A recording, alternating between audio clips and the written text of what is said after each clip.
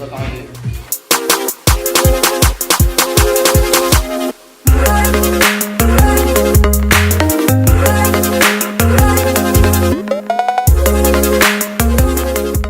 It's all about being that woman to matter with anybody outside of you thinks, because if you believe it, everybody else will just follow suit. Those were the wise words from Stitch owner Chanel Green.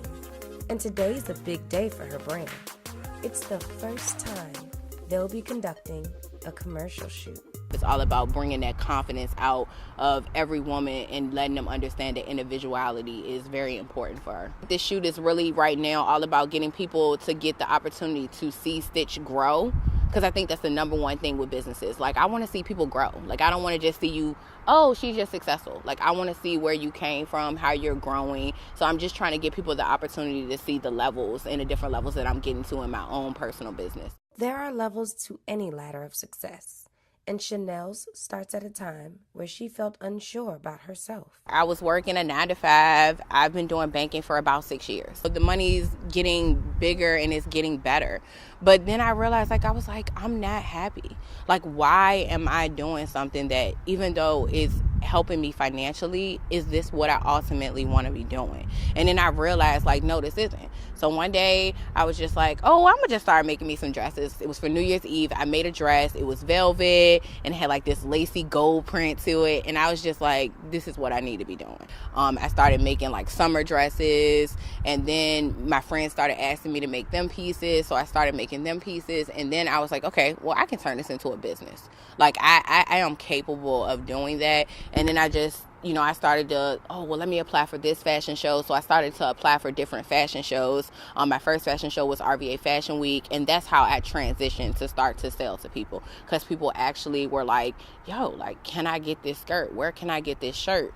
And I realized not only do I like my stuff, other people do too. People from RVA Fashion Week all the way to New York Fashion Week have raved over her pieces.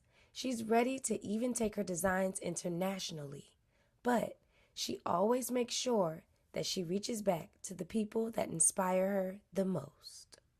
The number one thing that pushes me, I would have to say, would be young women. Just interacting with so many young girls that had the same issues as me. And me not understanding what to do. And I'm 28 years old now, and I'm like, okay, well, I know what to do. Why am I not going to share this? Why am I not going to tell these young girls, yeah, go to school, but know what you want to do. Figure out what you want to do. Figure out what's your passion. It's not always about making money at first. Sometimes it's about figuring out who you are first and then going to the next level. So I would have to say my models are a big portion, because the majority of them are young women that I'm working with. They're 18. Some of them are 16, 15. They look like they 20, but some of them are 15, 16, and just having conversations with a lot of them, they let me know what my ultimate goal is. And my ultimate goal is to inspire young girls that were just like me, that didn't have a path. Her open heart to help led her straight to the newest addition to the Stitch family, her assistant, Sephora Carter. I had just moved back to Richmond, and I was, searching for something to inspire me that get back into the fashion industry, but not the usual retail. So I moved back home, and I'm just scrolling on Instagram, and boom, there's a little looking for an assistant. And I was like, okay, this is it. That was my time. Double tapped that real quick, typed up my email, was real nervous, and sent it to her. And I was surprised that she even replied back to me. You have to make sure you're finding people that are aspiring. You cannot find people that are oh, I want to do this, but they have no passion. So I think that's the first step. My assistant is super passionate. She loves fashion. I haven't worn the teeth. They said they look crappy. That's dedication right there. I could never the moment I met her, the moment I went on her page, everything about her is just passion. Passion, fashion, all connected in one. And Sephora says that working with Stitch has been the biggest blessing this year. It's inspired me. It gave me hope that my dream is just not non-existent. It's a reality. Someone is doing it currently. There's struggles with it, but there's all of these great moments. And it just helped me realize, okay, just don't give up. because here's someone that you've been looking up to and you're like, oh, they always got it together, and they're helping you grow too. The stitch dream was something that Chanel had to grow into as well. Ironically, it was a dream that started with her grandmother on her mother's side. My mom and my grandmother both sewed from very young ages. My mother actually used to model. I did a lot of beauty contests, and she made all the evening dresses for the contestants. So that's where it all started out. This may have all started with Chanel's grandmother, but she feels that it's her responsibility to finally make this dream become a reality. My grandmother taught my mom, and my mom taught me when I was 9. They are some of my biggest inspirations. And I feel like at this point in my life, just with me growing as a woman, it's time for me to make sure that this dream is completed. It's no reason that it should trickle down to my daughter other than giving her some generational wealth, if you understand. But what I'm trying to do is I just want to be able to accomplish this dream that has passed down from generation to generation to generation. And this dream may have been passed down through lineage, but the name was created with friends. We picked me and my friends, I was trying to find a name, and we had ran through so many names, scanning the name through all the group chats, y'all like this, and finally, I was talking to Kyrie, that was my Kyrie's that fashionista but manliness to it. So Kyrie was just we were just talking, and he's like, yo, and I was like, what do you think? And he's like, Stitch, and I'm like, oh, that kind of goes. And I was like, yeah. And we're just kind of and I'm like, Stitch. And then we're both just yeah, that's it. That's it. And then, and like I told you, I got a month later, I got somebody walking up to me, and they got my story to tell me.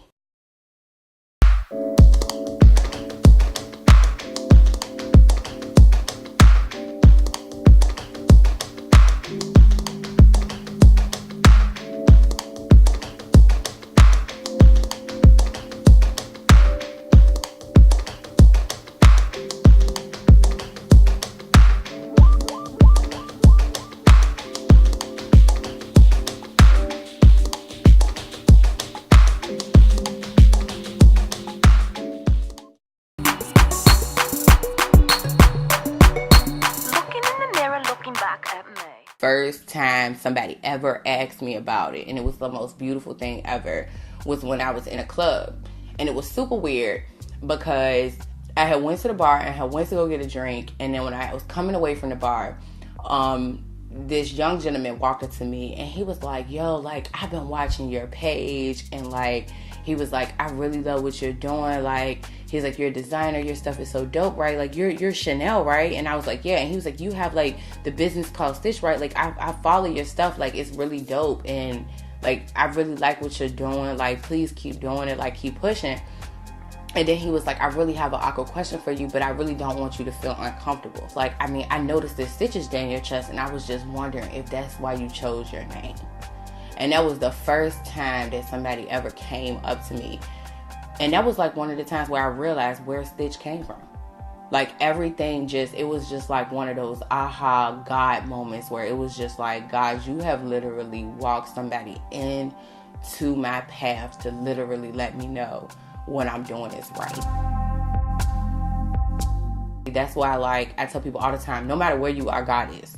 No matter where you are. I was at the club. Some random person come up to me, never met him in my life. He was not rude at all. Everything he said to me was so genuine. He was like, it was nice talking to him. He walked away. I don't even know who he is. I'm telling you, I have not been able to. It was just one. Yeah, I'm telling you, it was a guardian one angel. It was, and it's crazy though. It was one day somebody, and I told my friends, and they were just yo, and I was like, I know, yo. God was definitely present since the beginning of her story, when her mother received a call that no mom ever wants to get. And she was staying with her grandma. And they called me at work and told me that she's turned blue and she's sick. So when we actually took her to the doctor, he said she had a heart attack and they had to do surgery that day. And yeah, so you was in hospital for 6 weeks, and then you came home, and I was home for 6 weeks. Mm-hmm. I didn't even know any of this. The air passage from her lungs to her heart was not wide enough, so they put a patch in it. Can you imagine a patch of fabric? Because it was so small, the air wasn't going through, so they made it a little bigger so the air couldn't come through from your lungs to your heart. So that's why she have to go every year. But now you're saying it's 2 years? Every 2 years. Yeah, because can you imagine a patch is stitched. So each year, they say a stitch can come out. But we was there, and I think even after that, she saw any doctors in white robes, she would scream. And they were saying that she might have remembered, even though she was only 8 months, she might have remembered. I don't like that. And even when she go to the doctor, I don't like hospital. Despite the fear of doctors, her mother had to face fears of the unknown while raising her baby girl. It was really scary because even in that 12 week, we wasn't sure. Well, I suppose we had faith enough in God to say that she's going to make it. It was hard. I said, no, you know everything, then you can't say Mom and Dad didn't tell you. Didn't I tell you that? Yeah, you told me. Yeah. I'm good. Mom and Dad did a great job making sure Chanel stayed safe. But one thing that they didn't prepare her for was the undeserved bullying, especially aimed at her stitches. I was just so confused because one, like I told you, I was that sheltered kid where it was just like, why are you messing with me? Like, I was super confused because I was just like, my parents haven't told me anything about this. Like, they haven't told me anything, I didn't understand it. Kids can be mean when you're They can. They can be mean. But, like, I was, like, super, I can just remember being, like, super uncomfortable with, like, people asking me, like, all the time. So, like, I just started, like, wearing, like, shirts, like, what I have on now. Like, my shirts went from being, like, down here to being, like, up here. Somebody asked me about it, and, like, it freaked me out. And I think that's when she kind of tried to start to tell me about it. My mom tried to tell me about it, and I didn't really want to know about it. And I didn't even really want it to exist because people thought it was, like, funny. Like, if you wear t-shirts that nobody can see it, nobody will notice it, like, everything will be covered up, and nobody will even know that you this girl with this heart problem. I don't think I realized how drastic it was until I became older. I think I was complaining, like, about my parents and, like, how they don't let me do anything and da-da-da-da, just going on as a teenager, She was just like, well, you need to understand that, like, your parents sacrificed a lot for you. I remember her telling me how a lot of my aunts had to step in and help because my parents were having a hard time taking care of me. And it wasn't that it was like they couldn't take care of me as parents. It was just more so they were struggling with the fact that, like, anything could happen at any moment. And they had no control over it. Like, they just, they had a lot of praying. By the time Chanel was coping with her scar and trying to find herself, she was able to adopt a group of friends that accepted her, flaws and all. Like, I met some of my friends in high school, and it just kind of didn't matter anymore. Like, they were just, like, so welcoming. They were just kind of like, we don't really care. Like, okay, you got a scar, okay. Like, they didn't even ask about it. It made me comfortable to be able to share because I didn't feel like I was this weird person with this, like, scar in my chest. Those people that I met in high school have made a drastic change in my life. They transitioned me to understand how important it is to, like, really care about yourself and, really love who you are in your own skin. Like, you have to know that it's okay to be talked about and be like, oh, I like my shirt. You don't have to like my shirt. Like, it's not for you to like. It's for me to like. And that's the thing. Like, you have to learn that, like, your surroundings only can affect you if you allow them to. So I think that growing up, that was a big problem for me because I struggled with self-love. This entire story, from her birth to the birth of Stitch to her journey of self-love, has already been written. Now, Chanel's new journey is for the growth of Stitch, and she's taking her mother with her. My mom does. She's taught me everything. So she is my business partner. We haven't always been like super buddy, but it's because we have always been like the same person. Like, we think alike, and a lot of the times we argue about things because I always think that I'm right, and then I realize that she actually is right. Cutting this because it was super long. Don't worry about it. But I'm telling you, it's not. No. You're doing it wrong. No, I'm not. See, this is where the arguing comes. We fight. We fight all the time. And it's because... And I think it's because we're dominant. We're just dominant people. The design that I picked. And I want it in this particular fabric. But a lot of the times, the fabric that I want doesn't work.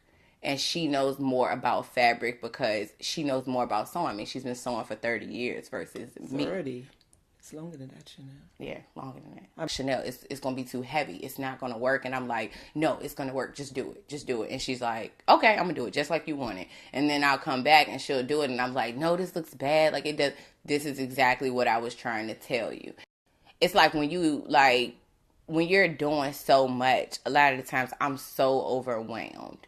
So when I am coming over here and we are working on the collection, like, my brain is probably in 10 other places. And I think that's where, like, I get super frustrated. And it's a lot of times where I even have to call her and I'm like, Mom, I'm so sorry. Like, I'm just having a rough day. A lot of times she's here and I'm like, here's the designs. Like, I'll give her my mood board and I'll have all of my sketches laid out with all the fabric. So she knows exactly what fabric I want with each piece and where the fabric goes. I would have to say that I am more of, like, transitioning between that club wear and that everyday wear. I'm trying to get in that in between so that girls can be able to be like, oh, I want to go to work, but I might go for drinks with my friends and I really don't want to change. So, like, I'm trying to transition in that in between stage, and it's been very, very difficult. Definitely when you're playing with different fabrics, different colors, it's really hard because now everybody's wearing fur and they're like, oh, I'm going to work in fur. So it's just kind of like you're getting to the point where it's like you don't even really know what fabric to pick because people like, oh, I got to go to a funeral, fur. I'm just like, okay, whatever. So, like, right now I'm kind of transitioning that in-between stage, trying to figure out exactly what fabric fits for my collection. I have picked one that's very, very dear to me, which is neoprene, which is kind of that more stiff fabric, but it gives that structured look. So you kind of get, like, when it gets on your body and it's stretchy and it's fitted, it clings to you and it looks really well. And the great thing about that fabric is when you sweat, it's water resistant. So a lot of women will like that because they're like, oh, I'm in a club. Oh, I'm worried about sweat spots. You ain't got to worry about that.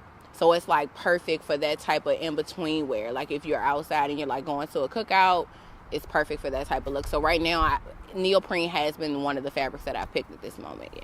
And it's a certain feeling. Like, when I see it, like, it needs to be that, like, I'm always looking for that, like, that final look where it's like, oh, that is, like, glamorous. Like, that is, like, that's what I'm looking for. Like, if I was that woman, I would want to wear that.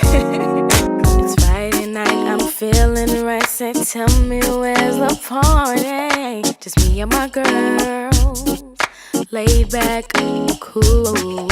You have to be special because it's so many designers, so many different designs, and for you to make it, you have to be that one that's different. It's about making sure that the woman, any woman that decides to put on these clothes, are comfortable. And no matter what size we put it in, somebody's able to wear it and feel comfortable in their own skin. So if I ever come and I'm changing it, it's because I'm like, would I feel comfortable in that? And when I see it, I know that it's not it.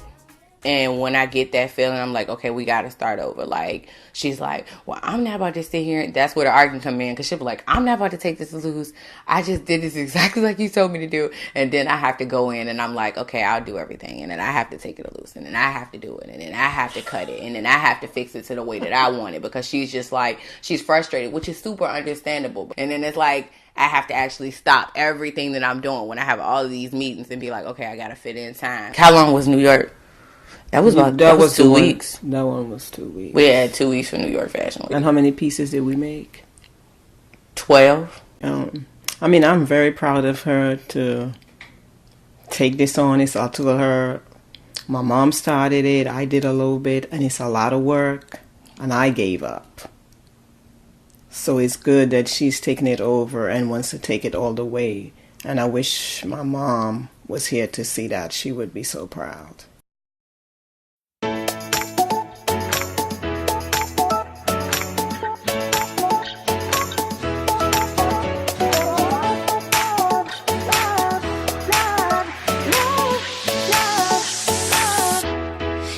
Gotta have your love.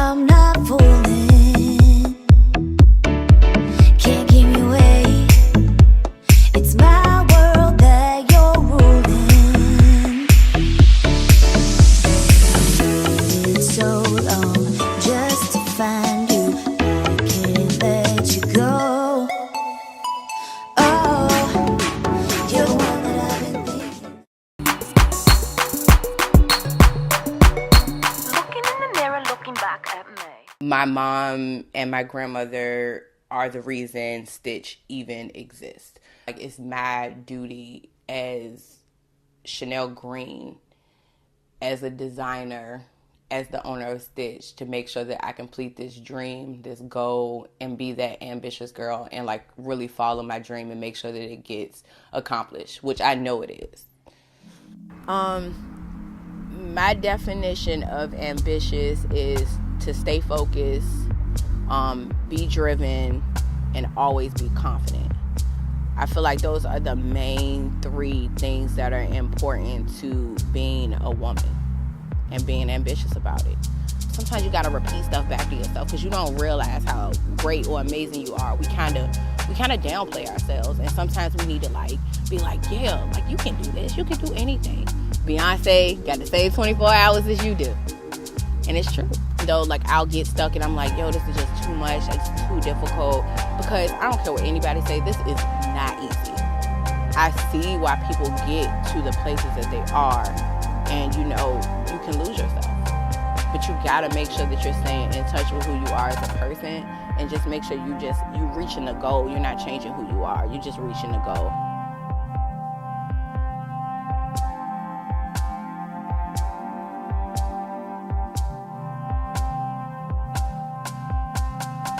I call them stitch dolls because stitch dolls are kind of like patched together.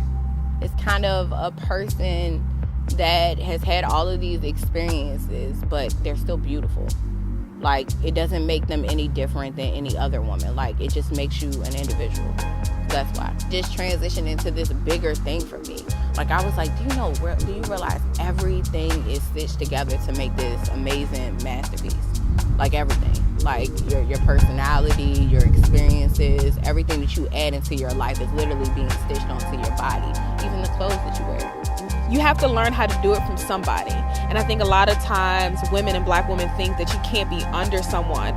But I told my family all the time, I don't feel like I'm working for Chanel. I feel like I'm working with Chanel. And that's a difference. Title is a title, it's just where you're starting, and she's teaching me, and I'm learning from her to push myself to be more ambitious. And so what I would tell women is take away that notion of you can't work for someone, you can't have this assistant title, you can't do that, because you have to start somewhere, you have to learn from somewhere, just like a mentorship.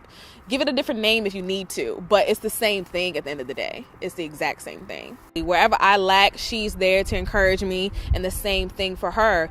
Whenever we have that moment where, no, we can't do it, or we think it can't be done, one of us knows a connection, one of us knows a way, one of us has studied it in school. Like, no matter what the obstacle is, one of us has the answer for it, to how to get over it. I can't even say that I push her. I would have to say we really push each other.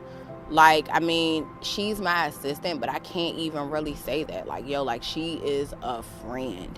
Like, I mean, and I think she is really, like, pushing my business to another level, and I love her for that. That little voice in the back of your head that's telling you can't do it, ignore it, because you truly can. Don't let circumstances stop you. Don't let your current situation stop you. There will always be a sign pointing you in the direction to be more ambitious, to go for your dream. Follow that. I am so proud of her, because sometimes I say to her, I don't know how you do it, and I would have given up. She said, no, Mom, and she keeps pushing, and she keeps pushing, and I'm really proud of her.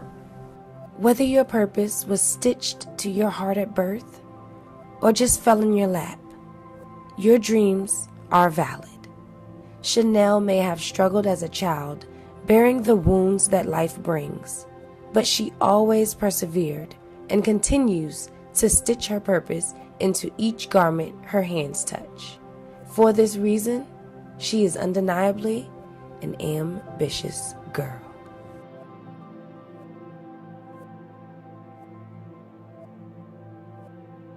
If you remember who I am, Chanel, the owner and designer of Stitch. It was Halloween 2015. You came to me and you asked me what my purpose was, but you actually didn't even realize that you gave it to me. I would really appreciate if you came to the Stitch Dream Benefit Gala, because I would love to actually meet you. I breathe life into every being. I am strong. I am beautiful. I am love.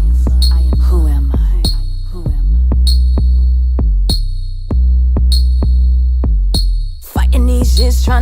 young. These numbers ain't a game, son. They be creeping up on you. Every year getting one up on you. Got a filter for every day. Trying to hide the imperfections on my face. I got the app, the one that slim my waist and make my booty fat. I got my weed on tights, now my scalp can't breathe. We be out here trying to please them, but them keep finding ways for us to please them. It's the days that we're living in. It's hard to breathe in my own skin.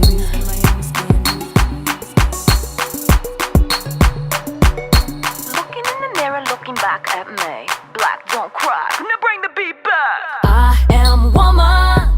Let me be. I am woman.